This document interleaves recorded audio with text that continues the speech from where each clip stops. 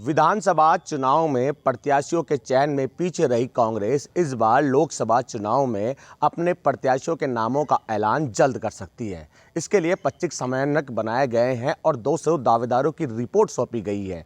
हालांकि अंतिम फैसला दिल्ली में बैठी केंद्रीय चुनाव समिति की ओर से लेना है। आपको बता दें, एक सीट पर 1 से 3 दावेदार उतरे हैं, तो कहीं ना कहीं एक दूसरी सीटों पर 10 से 11 दावेदार भी अपने दावेदारी दिखाने में लगे हैं। कई चेहरे ऐसे हैं जिनको विधानसभा चुनाव में हार का सामना करना पड़ा था, उनको भी इस बार लोकसभा चुनाव में जो है कांग्रेस उतार सकती है। कई ऐसे अनुभवी चेहरे जिनको विधानसभा चुनाव में हार का सामना करना पड़ा था, लेकिन कांग्रेस इस बार उन पर भी दांव खेल सकती है। दिव्या मदेरणा को पाली से उतारा जा सकता है।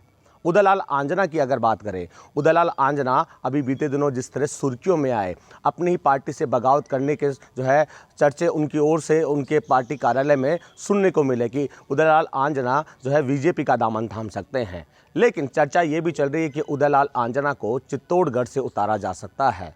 इसके साथ साथ ही अगर बात करें जयपुर शहर सीट की, जयपुर शहर सीट से महेश जोशी का नाम चल रहा है, बृजकिशोर शर्मा का नाम चल रहा है, स्वर्णिम चतुर्वेदी का नाम चल रहा है। इसके साथ साथ ही रफ़ीक खान का नाम चल रहा है। हालांकि रफ़ीक खान को आदर्श नगर से विधानसभा चुनाव में जीत मिली थी, लेकिन जीतने वाले विधायकों को भी कांग्रेस मैदान में उतार सकती है। अब ग्रामीण क्षेत्र की अगर बात करें, ग्रामीण क्षेत्र जयपुर ग्रामीण सीट की अगर बात करें, ग्रामीण सीट से सबसे आगे नाम चल रहा है राजेंद्र सिंह यादव। ये वो नाम है जिनका नाम अभी कुछ दिनों पहले चर्चाओं में था कि राजेंद्र सिंह यादव भी जो है बीजेपी का दामन थाम सकते हैं। गहलोत सरकार के समय गृह राज्य मंत्री रहे राजेंद्र सिंह यादव भी कांग्रेस से नाखुश थे, लेकिन यूँ कह सकते हैं कि वक्त रहते हुए कांग्रेस की ओर से शायद उन्हें मना लिया गया है। अब उन्हें जो है लोकसभा चुनाव के दौरान उम्मीदवार बनाया जा सकता है। जयपुर ग्रामीण से ही अनिल चोपड़ा वो नाम है जो सचिन पायलट गुट से आते हैं और सचिन पायलट के साथ कंधे से कंधा मिलाकर चल रहे थे, तो इन पर भी दांव खेला जा सकता है। इसके साथ साथ ही जयपुर ग्रामीण से जसवंत गुजर का नाम भी निकलकर सामने आ रहा है। अशोक चांदना का नाम भी निकलकर सामने आ रहा है। हालांकि अशोक चांदना ने विधानसभा चुनाव में जीत दर्ज करी थी। शांति धारीवाल का नाम भी सामने आ रहा है। रघु शर्मा का नाम भी निकलकर सामने आ रहा है। रामलाल जाट का नाम भी सामने आ रहा है। और उसके साथ साथ ही जो है जसोल का नाम भी निकलकर सामने आ रहा है कि जसोल को भी कहीं ना कहीं लोकसभा चुनाव में मैदान में उतारा जा सकता है। हालांकि कांग्रेस के पदाधिकारियों का कहना है कि अंतिम निर्णय केंद्रीय चुनाव समिति की ओर से लिया जाएगा। माना यह जा रहा है कि अब जल्द ही केंद्रीय चुनाव समिति की ओर से फैसला ले लिया जाएगा और लोकसभा उम्मीदवारों के नामों का ऐलान कर दिया जाएगा, ताकि वक्त रहते ये उम्मीदवार जनता का मन टटोल सके, जनता के बीच जा सके। क्योंकि जिस तरह के हालात कांग्रेस में बने हुए हैं, लगातार नाखुश होने वालों की संख्या बढ़ती जा रही है। हालांकि इनको मनाने की कवायद तेज भी हो गई है।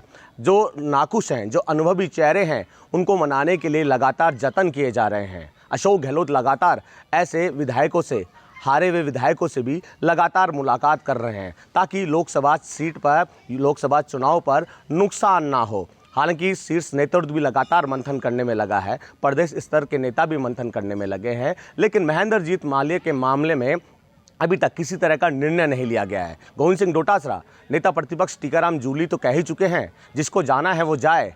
कांग्रेस को विश्वास जताकर, अपनी माँ बताकर जो है कांग्रेस में आए थे, कांग्रेस ने सब कुछ दिया। अब अपनी ही माँ को गद्दार बताकर ये नेता पार्टी का दामन छोड़ रहे हैं। जिसको जाना है जाए, किस लालच में गए हैं ये तो आने वाला वक्त ही बताएगा। बहरहाल लिस्ट तैयार कर ली गई है। 25 की 25 लोकसभा सीटों का एक पैनल तैयार कर लिया गया है। एक लोकसभा सीट पर 1 से 3 से 4 जो है दावेदारों को तैयार किया गया है। कई सीटों पर तो जो है 10 से 11 दावेदार भी जो है ने भी अपनी दावेदारी पेश की है। सबसे ज़्यादा दावेदार जयपुर में निकल कर सामने आए हैं। हालांकि अशोक गहलोत भी अपने स्तर पर मंथन कर रहे हैं। विधायकों को भी मैदान में उतारा जा सकता है। जिस तरह बीजेपी की ओर से विधानसभा चुनाव में सांसदों को मैदान में उतारा गया था, ऐसे ही अब कांग्रेस विधायकों को जो है लोकसभा चुनाव में उतार सकती है। इसको लेकर मंथन किया जा रहा है। एक रिपोर्ट कार्ड, एक खाका तैयार किया जा रहा है, ताकि लोकसभा चुनाव के दौरान जब जनता के बीच में जाए तो जनता का मन टटोला जा सके।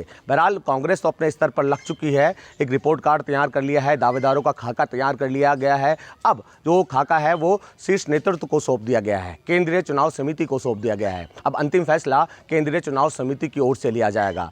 रूठे हुए जो थे, क्या उनको लोकसभा में उम्मीदवार उम्मीदवार बनाया जाएगा, ये भी देखने वाली बात होगी। लेकिन अंदर खाने से खबर आ रही है, जो रूठे हुए थे, बगावत पे उतरे थे, उनको लोकसभा चुनाव में उम्मीदवार बनाया जा सकता है। बसंत पांडे, TV9 जयपुर।